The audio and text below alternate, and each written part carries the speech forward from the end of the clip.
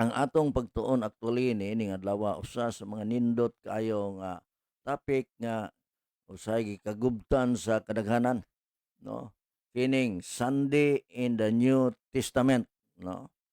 So pila ra gyud kabuok ang teksto diha sa balaang kasulatan nga naghisgot niining nahaunang adlaw, no? Is there the name of naabay Sunday diha sa New Testament or kanang Saturday diha sa New Testament? Mao kini karon ato ang pagatun-an mga kaigsunan. Ingon dinhi sa atong pagtuon, Sunday in the New Testament, the Sabbath and the first day of the week, no? So, ang adlaw ipapahulay ug ang nahaunang adlaw sa semana, no? Kaya ato man na aron tan-awon mag-igsunan. Ingon dinhi sa atong pagtuon, the Sabbath and the first day of the week are both mentioned in the New Testament. Ang adlaw ipapahulay ug ang nahaunang adlaw sa semana kining duruha gi-mention gyud ni diha sa New Testament. Gihisgutan ni siya sa bag-ong tugon mga kaigsuonan, no?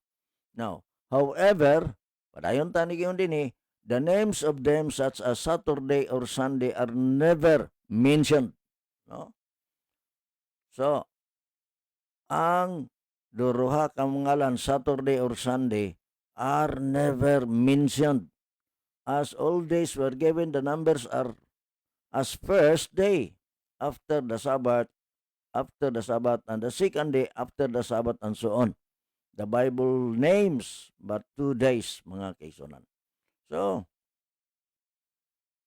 alang sa ato mga higalag mga kaigsunan.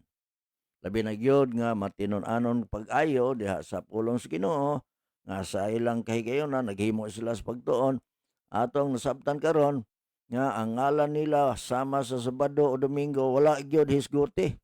Kay ang tanang adlaw gihatag ang mga numero nga unang adlaw human sa adlaw ipapawala then ikaduhang adlaw human sa ipapawala ug uban pa. So ang Biblia nga mga ngalan mga kaigsunan mao na siya ang mga ngalan apan duha ka adlaw mga kaigsunan but 2 days ingon dinhi sa ato ang pagtuon atong padayonon nagaingon dinhi mga kaigsunan preparation day and Sabbath day. Nay duha ka mga adlaw nga gisgutan, preparation day and Sabbath day, meaning Friday and Saturday respectively each, no? So pag ingon mo preparation day and Sabbath day, ang kahulugan ni ana Friday and Saturday respectively. No, sunod na. Each time the first day is mentioned, it has reference to the day known as Sunday. Di ba? The first day after the Sabbath. So, mga higala o mga igsoon, no? Sa ato ang pagtuon niyo sa matag higayon nga ang unang adlaw gisgutan kini adunay paghisgot sa adlaw nga nailhan nga Domingo or Sunday. Ang unang adlaw human sa igpapahulay.